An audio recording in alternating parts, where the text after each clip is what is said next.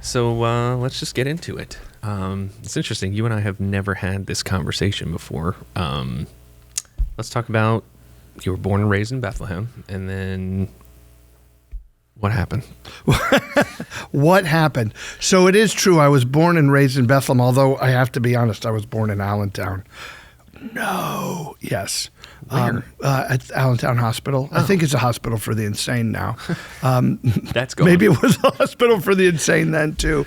But born and raised in the Lehigh Valley. Okay. Called Bethlehem my home until I was just 20.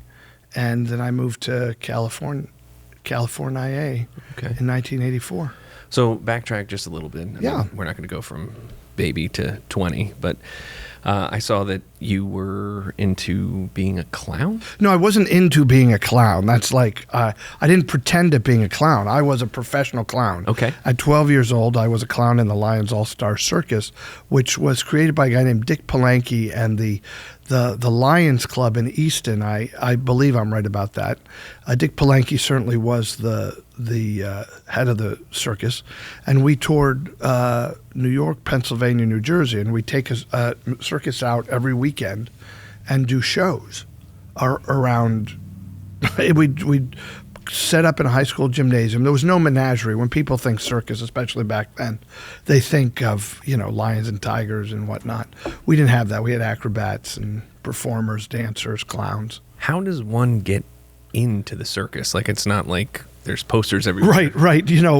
People run away to the circus. I actually had my mom drive me. So that's the truth. You'll never have a better agent than your mother. And you and I know each other well, and that is certainly true for you. Amen to that, brother. And it's certainly true for me. My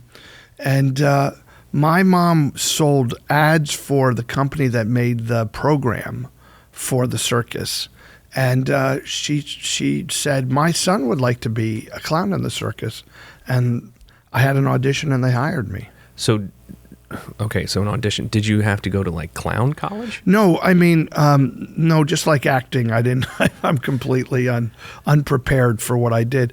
But this is maybe, from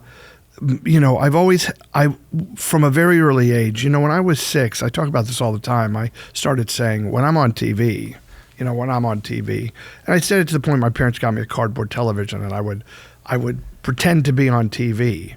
My father actually invented a cardboard remote control because he was sick of seeing me on every channel. But it never did work. I was on every channel.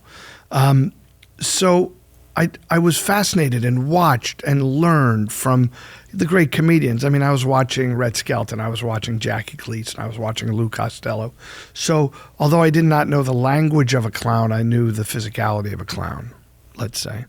And so I auditioned, and when I created the clown character, I mean, this is how good God is. I could create any clown character, and I created a vampire clown, a funny vampire, and I named him the Count. Now imagine that 50 years later, nearly 47 years later, Rob Zombie calls me up. He says, we want you to play Grandpa Munster. He's a funny vampire. Oh, and by the way, in the script, he's not called Grandpa. He's called the Count. Interesting. Can you imagine? So I see this as our lives are all the same. The only thing that maybe makes me different is I had a very clear view of the future and the past. I kind of knew where I was going and what I was doing. And then as it relates to, this St. Luke's, this organization, mental health, well, your body has to be emotionally, mentally, physically, and I think spiritually well, but that's my business, but certainly mentally well. And if I could mentor people in any way, I would remind them that they can all have a dream, but the difference is between me and another guy is I never stepped off my dream. I kept my foot on the gas pedal, and I didn't let the white noise distract me. I never have done drugs, which I highly recommend. I stopped drinking when I was 22, which took another kind of that could be a left turn off the path to your life. I got back to church, so spiritually I got myself aligned, and I always kept my focused on what that future was, and you would never believe, my favorite TV show when I was a kid was The Odd Couple, and one day I'm playing Gary Marshall, who created it. One day I have a series at Paramount Studios. I'm parking right where Tony Randall parked. These things can manifest in all of our lives if we stay focused and happy and healthy. And I'm sorry that I took over the show. No. Let me ask you some questions, Jeff. No. Sorry. I apologize. And I get on. Let me get down off this soapbox. So, do the clown thing. Now, did you do that all the way up through high school? No, I did it. Unfortunately, the circus only lasted those few years. I did it when I was 12 and 13. I did 2 seasons. And when I joined the circus, it really meant my brother and sister joined the circus. My mother joined the circus because, she had to drive me. But, like now we don't talk about money. But, at 12, when I was bringing home $75 a weekend, at 12, I was, Yeah. I was the easy touch for every other kid in the neighborhood who wanted to buy Planet of the Apes trading cards, because I had the cash. Oh, that's awesome. That's awesome. All right, so you do that for a little bit. You went to Becca? Yeah, Bethlehem Catholic. It's like, Becca, look, it's like NAM. You're not allowed to call it NAM if you weren't in NAM. If you didn't go to Bethlehem Catholic, you don't get to call it Becca. I played sports against Becca. I can call it Becca. That might be. You might have a point there. Yeah. But the fact, now we make jokes, but in this current movie that we're doing, the Hail Mary, which we are partnered with St. Luke's University Health Network, is very good to us, and we consider them one of our favorite corporate sponsors because they help us so much with these movies. But I brought the Becca grad brought Liberty and Freedom's bands together, and we filmed them, and we're going to put them in the movie. So they played together wearing their own colors, and it was just joyful at the end of COVID to give these kids this opportunity. Now that is cool. It was fun, yeah. Did you play any sports? I played football and I played soccer. Did you? Yes, I did. I've seen you throw a ball. Oh, boy. It is bad. Like when you're an actor, you learn everything about everything. If I play a cab driver, I know everything. I can get in any cab, have a conversation with any cab driver. If I play a guy who kills a teenage girl like I did in River's Edge, I can sit down with any guy who killed anybody and, have a shorthand. Sure.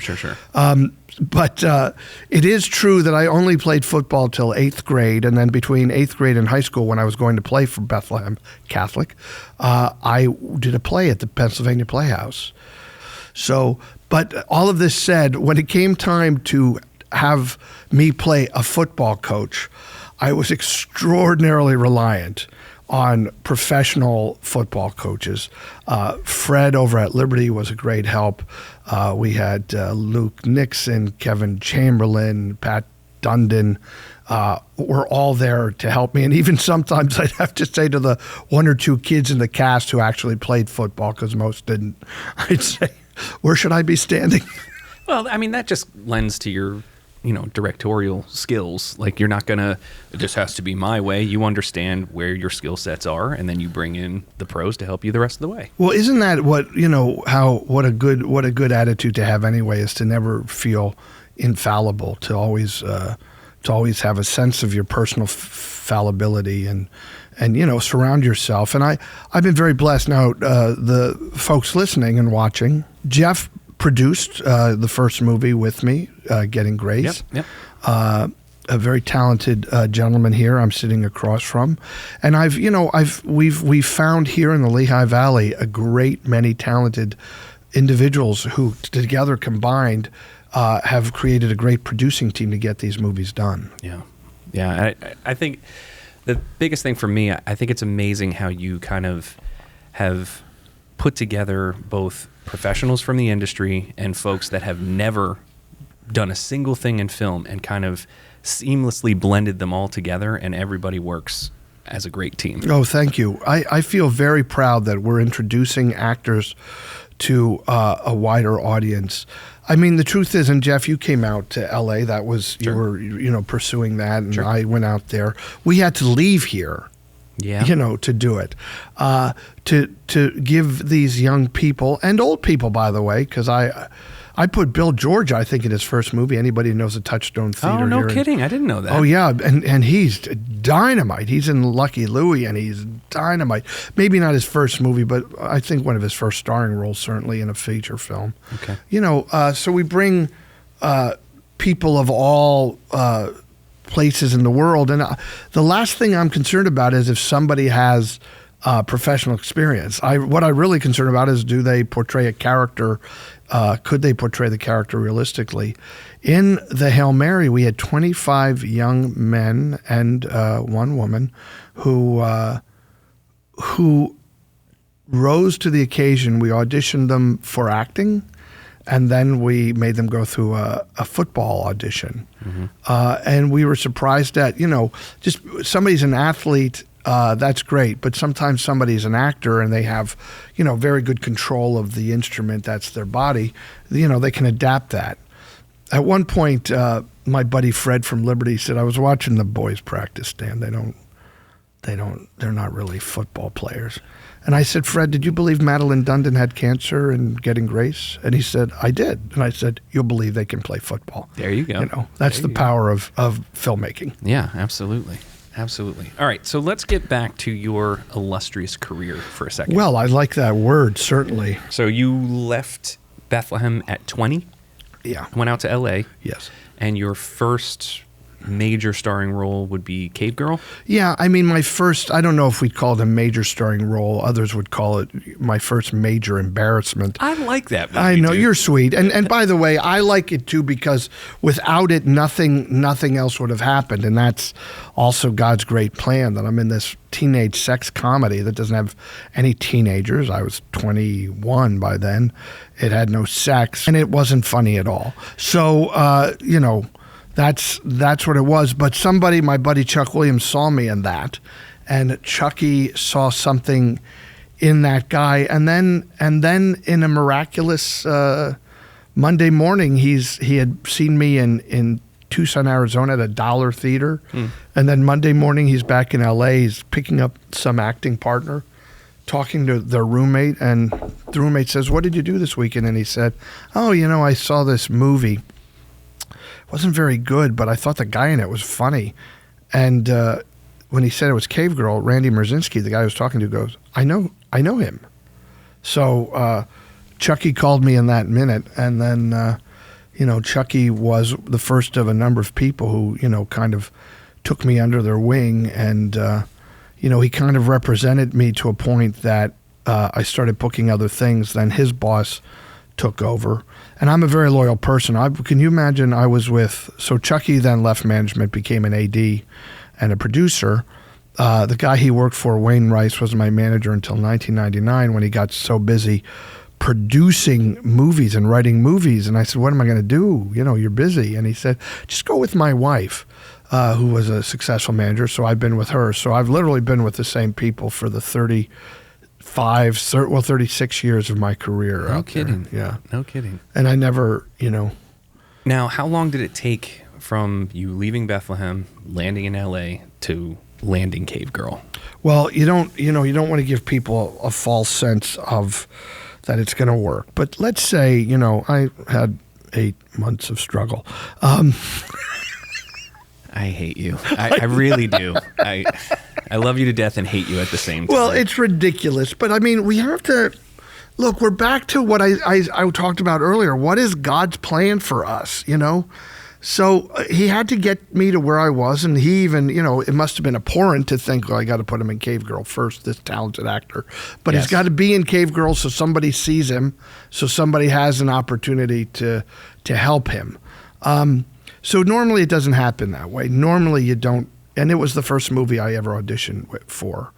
And then after that, things just started to steamroll? Yeah, things got, once the next movie was River's Edge, and River's Edge. Get out of here. Yeah, You went from Cave Girl to River's Edge? Yeah, thankfully they had never seen Cave Girl or I would have gone from cave girl to, food lane bagging groceries. But that movie is what really. Yeah, and I wouldn't have been in River's Edge if the guy didn't see me in Cave Girl, get me to the right manager who had opportunity. Crazy. Yeah, it's just, and every actor's life is different, and every actor's journey is different. I've been writing a book, called The Audition Is the Job, and Other Truths that I've learned in the land of make-believe. Hopefully I'll have it done this year. But, I was in River's Edge because I started doing things in auditions that people said not to do, because I went with my gut on these things. For River's Edge, I'm a very specific guy. Look, I'm a kind of a goofy. I was a clown. I was a magician. I was all these goofy, wacky things. You're a character actor. Character actor, but I did not look or appear anything like Samson Toilette, who's in River's Edge. So for the audition, they say, don't wear costumes, don't put on. I wore a costume, which is very similar to what I look like in the movie. I greased my hair down and pulled it down in my face, made me look younger. And I stopped and bought 2 beers on the way to the audition. And when I walked in for the audition, there was a chair setting, just like there was a chair setting in here for me to sit in. And I walked past the chair and I sat in the corner of the room, and I reached into my pocket and I pulled out the beer and I started drinking, and it was about 10 a.m. in the morning. And I said to the director, I said, go ahead. And I think I had to part from that point on, because if I would have gone and said, "Oh, hi, I'm Danny. Right. I was in Cave Girl." The typical, hey, everybody. It's so hi, thanks for having me. And I have a question. When he kills the girl, I didn't do any of that. You just went. I was the guy sitting on the floor. And when I left, he goes, "That's really amazing that you brought a beer." And I said, "I got another one here," and I gave it to him, and I left the room. I never dropped the character. This is a true story. They almost didn't cast me because they were maybe going to cast Chris Penn in the role, but he won out, got me cast, and then I was married to Leslie, my wife Leslie, who was also from the Lehigh Valley, Leslie Merkel, and she's a little older than me, and I had on a suit coat and my glasses, and my hair was how it normally is, and I went into where I auditioned, where the production office was, and I handed the director a bottle of wine, and he goes, "Oh, wow, thank you. This is so nice. Who's this from?" Because he was looking right at me and had no idea I was the guy he just cast in the movie. Oh, jeez. So that was a lesson learned. Because that could have been when they uncast me. Right. You know what I mean? Right. So now I stick with the character until they get me on film, and then I start acting like a goof. See, it's interesting. And please don't take this the wrong way, but you have exactly the career that I wanted. Oh. Wherein people know who you are. They may not necessarily know your name, but they know who you are because you've been in everything, but you're not getting mobbed like if you have to go pick up a loaf of bread. Well, I don't know, Jeff. You weren't just at the Hotel Bethlehem with me, where it may be different. A number of older women recognized me from my photo on the wall. I've had Starbucks with you in California. We were able to have a conversation without people coming up to us. That's my point. It's not that people don't come up to you, but you're not getting inundated with people, and you've had an amazing career. You've done The Fugitive, you've done U.S. Marshals, you've worked with Tommy Lee Jones, and one of my favorite movies that you did was The Late Shift, and you got to be Jay Leno. That's incredible to me. But what's interesting? So we talk about career, and now Jeff's being a gentleman. Now let's tell them how we actually met. Okay, so. Because I'm not afraid because we have to take care of our health. How did we meet? So I graduate college. I'm like, you know what? I'm going to do this. I'm going to go out to LA. I'm going to be an actor. And my uncle tells me about this guy, Danny Roebuck, who's been doing it, and he's from Bethlehem. I was like, get out of there. There's somebody from Bethlehem who's actually doing this? He's like, yeah, you got to go look him up. So I sent you an email. He never responded. Yeah, I may never have gotten it.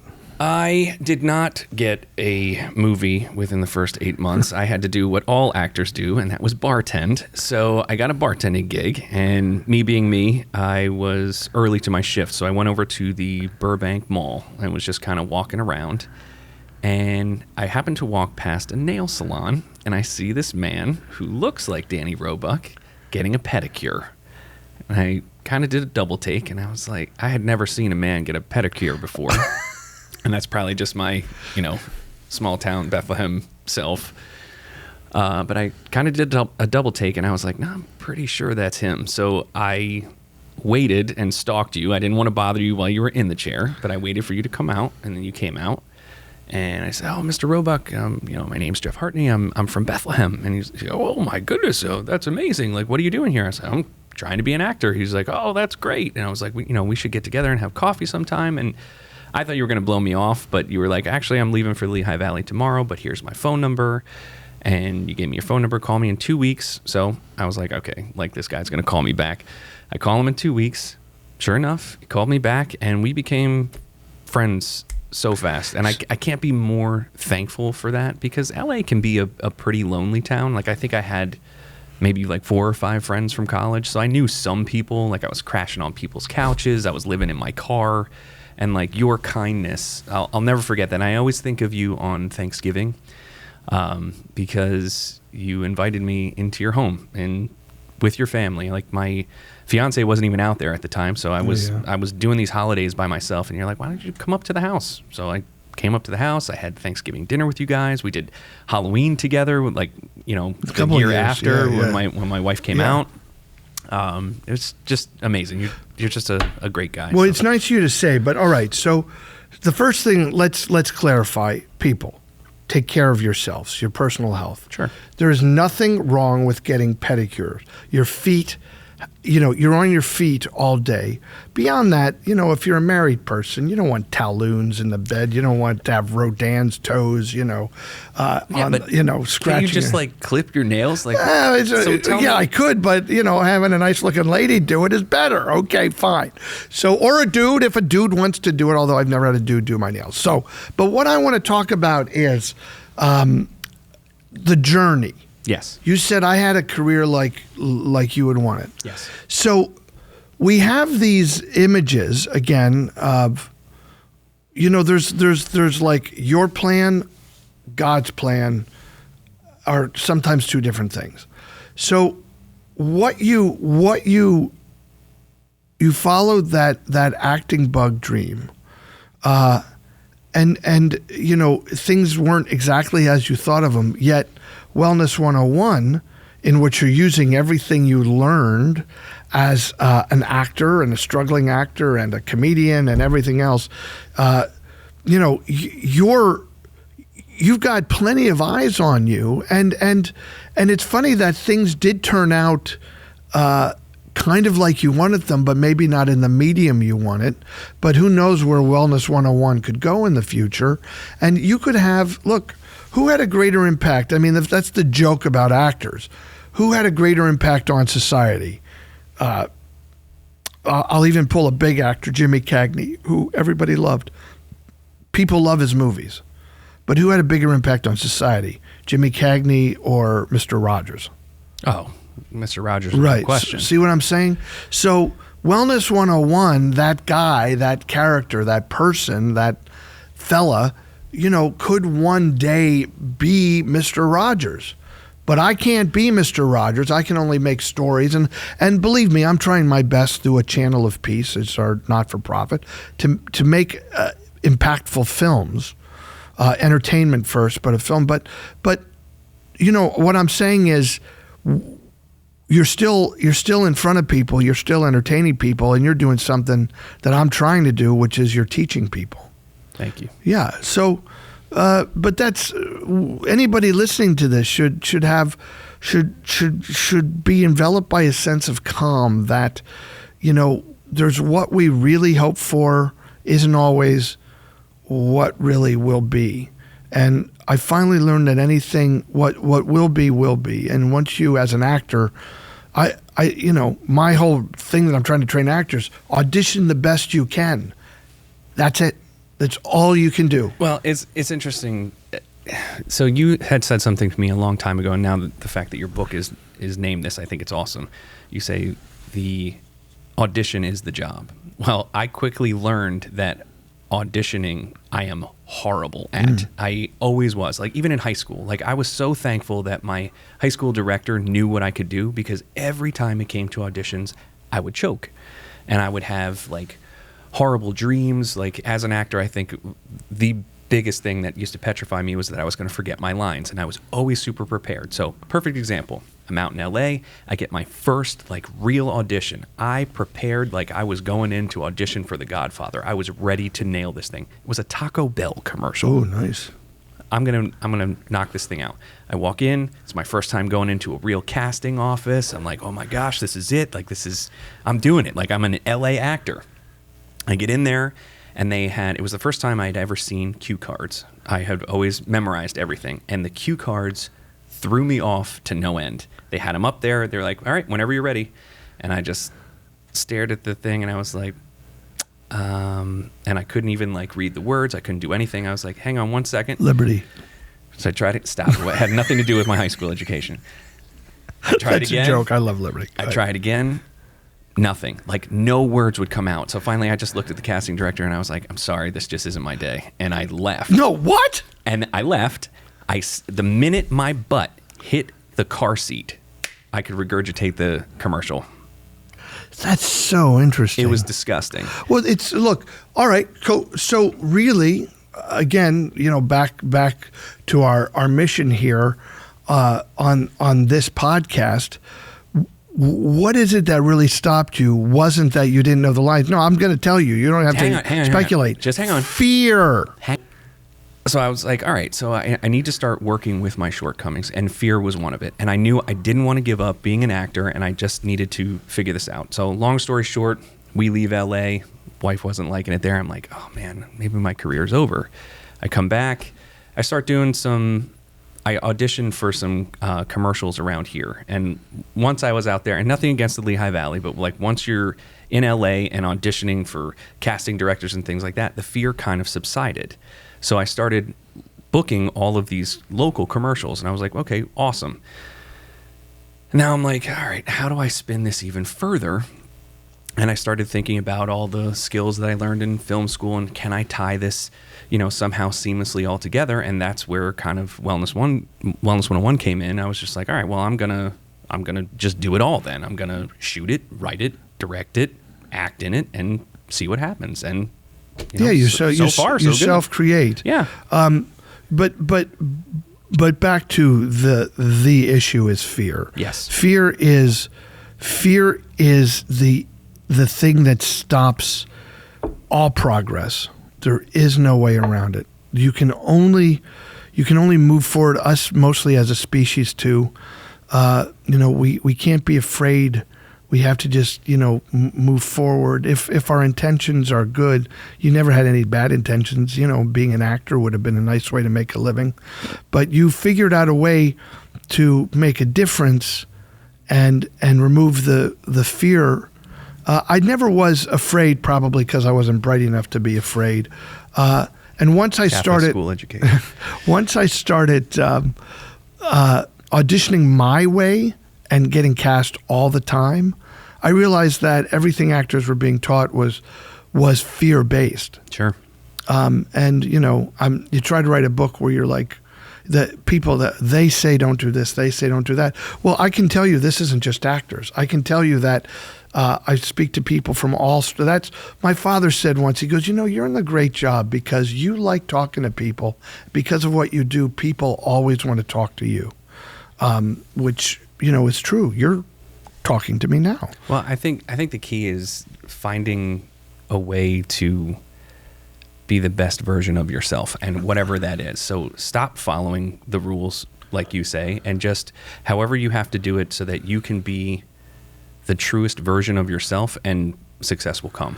Yeah, there's societal rules, there's Judeo-Christian rules. These are all, sure. Let's stick with those rules. Don't steal, don't cheat, don't lie. But from the perspective of a guy who's, a consistent sinner, when I finally removed lying from my bag of tricks, things changed. because, even if you're in a situation where you're lying to your wife, then you got to remember what that lie was, and then you got to fabricate another lie to go with that lie, and then you got to say to your friend, I told you if I was with you, tell my wife I was with, and then now you've coerced him into, your lie. So just sounds exhausting. It sounds well, it is, and it's all time that you could be spending on Wellness 101, or in my case, acting, or writing, producing, directing, whatever. I in no way did I want to imply that my co-host is. No, I was speaking. Look at this guy. Unbelievable. Co-host. We'll be here next week. Mm-hmm. I am a spokesperson for St. Luke's University. Yes, you are. Yes, Health you are. Network. Yes, you are. And a good one at that. And proud of it. Yes. By the way, look at that. That's something that's come out of. It's something that's forged, thankfully, through a relationship with you. But I love promoting this hospital. Oh, how can you not? I love what they do for this community, and I love giving that a familiar face and a familiar voice. But none of that would be possible if I hadn't dressed like a nut and opened a beer in an audition for River's Edge 35 years ago. Now let's talk about the filmmaker side of Danny Roebuck. So Yes. what I think is interesting is when I left LA, we had talked about doing a movie together. I remember saying to you the day I left, I came over to your house and I thanked you up and down for being a great friend, and I said I don't want to lose our relationship. I said we should make a movie back home, with your prowess back there, like this could easily be done. So you're like, yeah, we should do that. And then a couple months later, we had tried. And remember, we went around, and, shook hands and did all that stuff. And unfortunately, it didn't work out. But then a couple years later, you came to me with Getting Grace. And then things just kind of steamrolled, and we actually made our first feature. God's timing is always perfect. That's a point. We plan, God laughs. I don't know what's so funny about our movie projects not coming together, but I'm glad we're entertaining the big guy. No, I know. But it was funny. We came at a point in time. Do you remember where somebody had come through the Lehigh Valley, and the Lehigh Valley's had a series of flim-flam men come in and sell projects that never go anywhere, and they take people's money. And when you are trying to equity finance a piece of art, that's a huge leap of faith for people. Sure. And Getting Grace proved to be, I think, a better vehicle for getting people involved, and the timing was better. Let's think. But that one of the reasons because once then I make the movie, you give the movie to someone else, and the other person could let you down. And I don't ever want to be in that position again where I take people's money and I can't pay them back. Sure. So that's why I would invite people to go to achannelofpeace.org. At achannelofpeace.org, they can see ways in which they could help us make these movies through, gifting to this not-for-profit. Yeah. So I've tried to make this then the real deal, where there's no ownership in the movie other than by the not-for-profit. And, I don't take a salary for any of the work I do, nor does my family. That's not a good way to run a business. Eventually, if we can figure it out, if we get enough corporate sponsors, it'd be nice to, cut yourself a check. Well, not just, but I'm good now because every business you seed every business. So why shouldn't I not have to seed this business with my own, blood, sweat, tears, and bank account? But we're making these community movies, and the community has a sense of ownership in them and a sense of fellowship. And when we make the movies, there is great fellowship. We laugh all day long. This last one, I had a lot of teenage boys who had never been in a movie before. So I was saying, quiet, please, quiet, shut up, quiet, but that's just teenage boys. Well, I'm sure it smelled a little bit differently too. There's teenage boys have a certain. Yeah, there's an ode. Although I did not play football, Buster did. Sure. And he remembers very unfondly when I'd pick them up from football practice. I had the Febreze, and I would spray them, and I would spray their pads, and I would spray their horrible. horrible. Well, at least you lived in good weather. You could just put the windows down. Yeah. God. All right, so you've done 3 movies now. Yeah, we did Getting Grace. We did Lucky Louie. And we did the Hail Mary. And Lucky Louie is a very interesting thing. You know, there's that term we all use. It's probably a very inappropriate term, the redheaded stepchild. See, it's funny because I think that one is not the most interesting, but it certainly has its own flavor because you filmed it completely during the height of COVID. The height of COVID, nobody got sick, by the way, thanks to the University Health Network. The stringent work done for us by the St. Luke's University Health Network. Nobody got sick on Lucky Louie, and we were using the same protocols that we were taught by the Health Network. I said Lucky Louie, I meant the Hail Mary.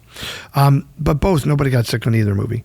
But Lucky Louie wasn't going to exist. COVID hit after literally the day after we announced on March 11th the Hail Mary in the year 2020. Yes. and then the whole world shut down. March 12th. The asteroid hit March 12th. And then everything went heck in a handbasket. So I sat down, I pitched my daughter an idea, and in 5 weeks we wrote Lucky Louie, because we'd already got people, if you remember, like excited about the Hail Mary. Sure. So we wrote Lucky Louie in July, we prepped it in August, and we shot in September and October. So it's a movie that was never going to happen in the first place. If there wasn't COVID, it wouldn't exist. I wouldn't have even come up with the story. Right. Although it's not COVID related in any way, I wouldn't have had the time to come up with the story. And you co-wrote it and co-directed with your daughter With my Grace. daughter Grace. That's so awesome. Yeah. Who you've known since she was a little girl. I mean, I mean, as a father of a daughter, that would blow my mind. Yeah. To be able to do something like that. How was that experience? Oh, it's so great. She said right before we started, she said, well, I have a question. Now, what if we disagree on something and we're both the writer and we're both the director? Who wins? How do we pick who wins? And I said, I win. That's how we pick who wins. Because I'm your father. Well, I'm your father, Luke. And, how about this? How about we go, well, let's ask the guy who's been in 125 movies and, and directed. Who wins?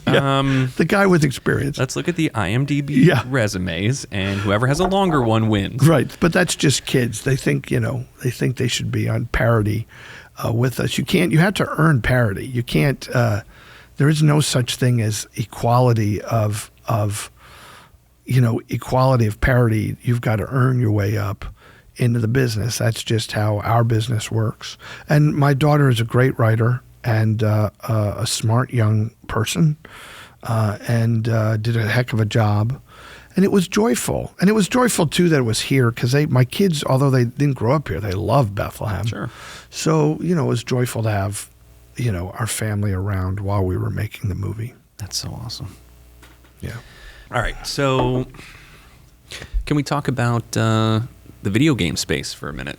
Yeah. I actually own 2 video games that you're in simply because my buddy's in a video game. Aw, thank you. So it was L.A. Noire. L.A. Noire, yeah. Which was okay. Did you see that game? Yeah, I saw it. I mean, I don't play video games because I could never play it, but I thought it was interesting that very unique game in which we actually were lying on purpose, and it was a game where you, the audience, the player, had to determine whether we're telling the truth or lying. I think it was a cool concept. It just got redundant real fast, but I mean, it was cool, and the fact that you were in it was pretty cool. And it was like neat being in a video game and it being like Tron, where my character, did one of those reveals where I turned and looked, and it was like, oh my gosh, it's me. Well, like it's my face and body. Was it? I was going to ask you, was it one of the first video games where they actually did the dots and stuff and actually used your face? Well, it was their technology was so unique because of the game's the protocols in the game in which the player had to determine truth or lie. Right. So here's how they did that. And this may be too esoteric for the audience, but we filmed our bodies and we filmed the dialogue and everything as performance capture. But then they put us in a room in which they kind of locked our head into place, like Clockwork Orange. And in that room, there was 150 cameras just on the wall of a little room. And you looked at a picture of the Mona Lisa, which was right above this main camera.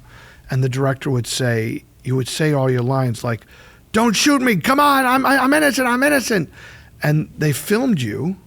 You didn't move your head, but when you watch the game, your head is moving. They put your head on the body, and it's moving in the environment. I don't know. Oh, that's interesting. How they do it. And then the first motion capture with the dots was Dead Rising 3. And then the performance capture on Star Wars Jedi Fallen Order was extraordinary because in all the other games, the first game I played a guy who looked just like me, and the second guy I played a big guy who was a wrestler, but he didn't look like me, but I could work in that space. In Jedi Fallen Order, I play a 4-foot tall guy with 4 arms. So it's almost exact, right? And he's green face, Lateron. Yeah. My friend John Gilbert goes, it looks just like you. I'll kill him. Actually, I really enjoyed that game. Oh, it's fun, isn't it? But I would have liked to have seen your character as a playable character. Oh, yeah. Well, I'm not a Jedi. I don't know if I'll ever be able to be a playable character. There are rumors that they may make another one. Wouldn't that be great? Okay. It's always good to, it's always good to visit something in a serial way. It was great to be in Fugitive. It was even greater to be in U.S. Marshals because we all kind of knew what we were doing. I hope there's another Jedi Fallen Order, and as I hope there's another Munsters. I want to talk about the Munsters, but there is one thing that we totally missed. Matlock. We got to talk about Matlock. I know you're probably tired of talking about it. I'm not tired of talking about anything. Look, come on. Why would I be tired about talking about spending 3 of the greatest years of my life with a television icon? Yeah, I mean, I just feel like we have to talk about that. It was a great time. Also a great time personally. My second wife, Kelly, and I were falling in love while we were making it, and it's a good place to be. You're on a TV series. You're in another place. And that was shot in North Carolina. We shot my 3 years in Wilmington. People who like Matlock will notice me as I got to count 1, 2, 3, 4 characters over 9 years. That blows my mind. Yeah. And one they of them, would never do that anymore, by the way. And one of them was a straight up recurring role. Yeah, they conceptualized me. Alex Winthrop. First I was a doctor. Then they wrote Alex Winthrop for me. They wrote it. No, that's not true. They wrote it and they cast me with the intention that I would be a new character on the show. And then, oddly, the very last day of that, what was a 2-part episode that was the pilot for the character, Andy came to the trailer, and my girlfriend at the time, Shelley O'Neill, had a guitar, and he sat down in my trailer and was playing her guitar, and he said, well, we'll have a lot of fun. I'm so glad you're going to be part of the show. And I said, I don't think I'm going to be part of the show. They did not pick up my option, and they had to tell me by noon today. He goes, what? Hold on. And he disappeared, and then he came back. He said, I don't know what to tell you. They're not picking up your option. That was Fred Silverman was the head of the network. And did you get along with Fred? Yeah, well, I didn't know Fred. It's funny, as it turned out, I got along with him famously. I even played him in a play once. Oh, no kidding. Yeah. But Fred, Fred is a guy who said no. And I remember we were waiting to shoot a scene, and we were at Universal Studios at the time. That's where they shot then. And Andy goes, that's a whole big backlock out there, or a big backlot. He goes, there's a lot of places we could put Fred Silverman. They'd never find him. That's a true story. Yeah. So then, they cast someone else, a younger, thinner guy, whatever. And then Clarence Gilliard went on the show. And then when NBC canceled the show and ABC picked it up, I was shooting what was the last episode of the show, where they had like an alumni episode, and they brought everybody they liked back and gave us a part. So I was playing a DA in that episode. And while we were doing the episode, my manager, Wayne Rice, calls me. He goes, Roby, sit down. I want to tell you something. I go, I'm sitting down. He goes, you know what? As a matter of fact, lay down. This is a lay down information. I'm like, uh-huh. And I laid down, and he said, so you're the new series regular on Matlock. And I said, no, what are you talking about? We're doing the last episode. It's canceled. He goes, it was canceled. Now it's on ABC. Andy became a producer, and the very first thing he said was, get me Daniel Roebuck and Bryn Thayer. Get out of here. And that's how I ended up on Matlock.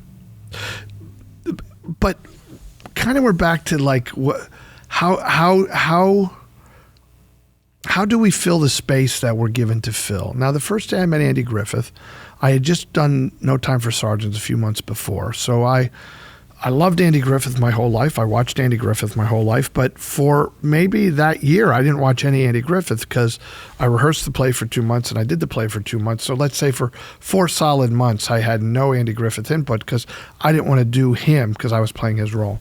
So they brought me to the set to meet Andy and they said, Danny, this is Andy Griffith. And this is literally how it went. I said,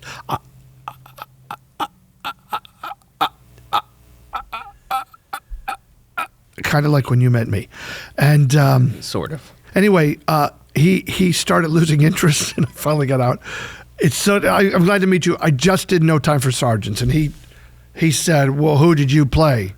And I said, I played Will Stockdale. You play Will Stockdale? He played Will Stockdale. That's the part I played. That's what he said, everybody. And then, can I tell you this story quick? Because this is a good, follow-through story.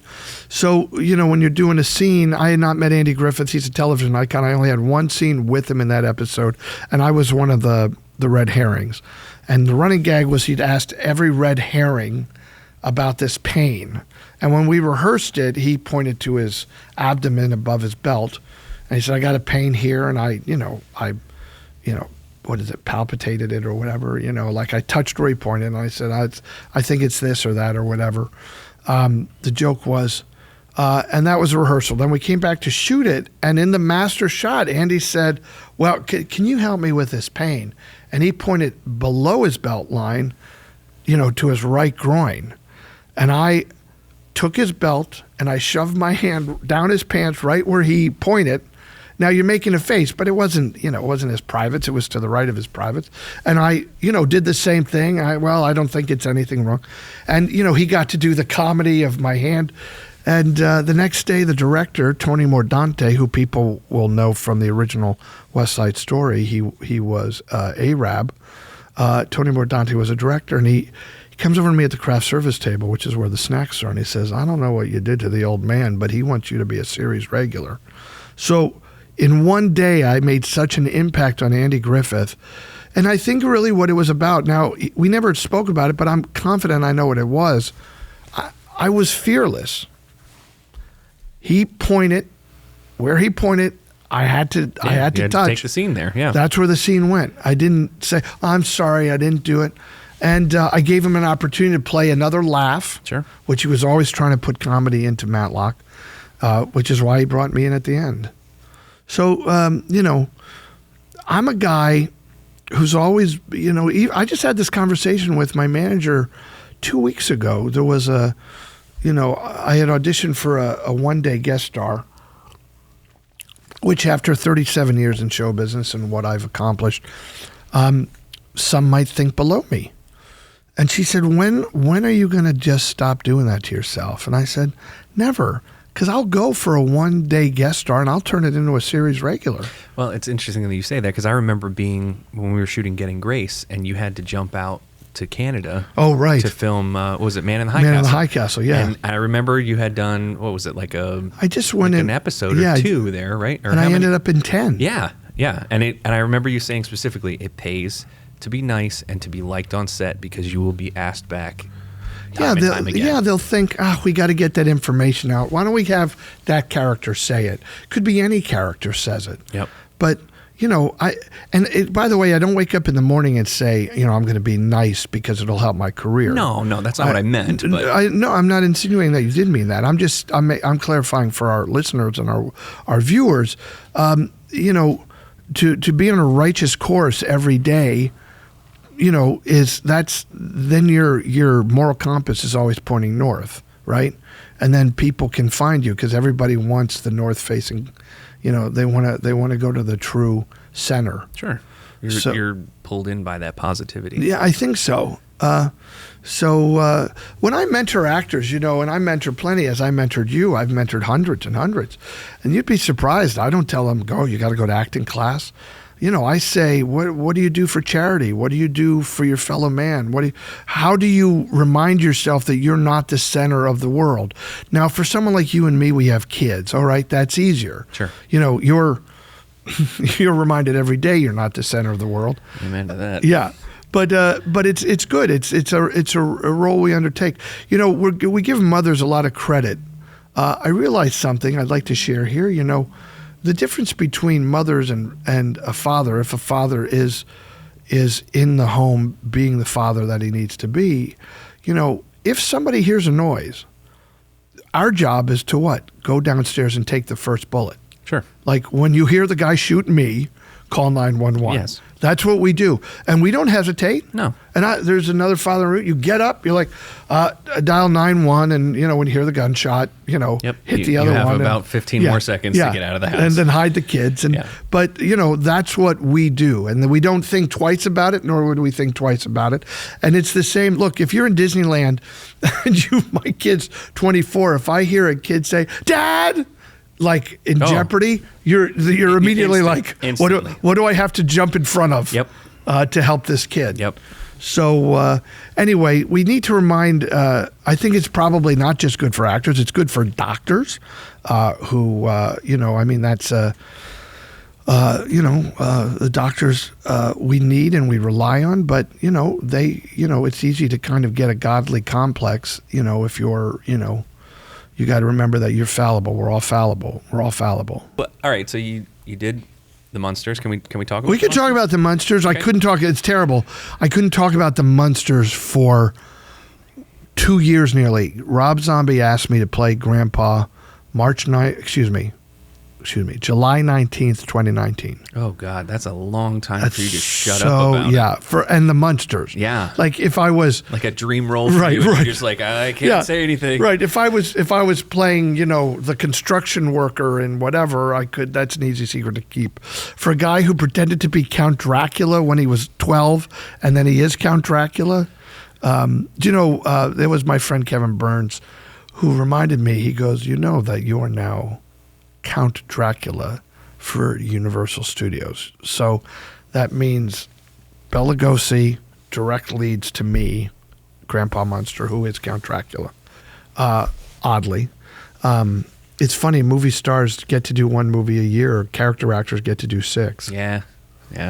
That's why I'm saying, like, your career is exactly what I would want. And my career, when I started, I never, you know, every now and again someone will say, oh, I remember when you said you were going to be a star. And I say, that's a lie. I never said I would be a star. All I ever said is I want to be an actor.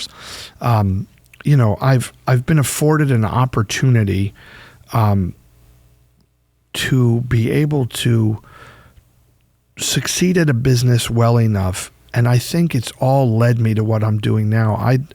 I'm not just saying that. I'm saying that all the success I've had is because all along God expected me to come here to Lehigh Valley and make these movies that we're making. These movies that are entertainments with a faith element.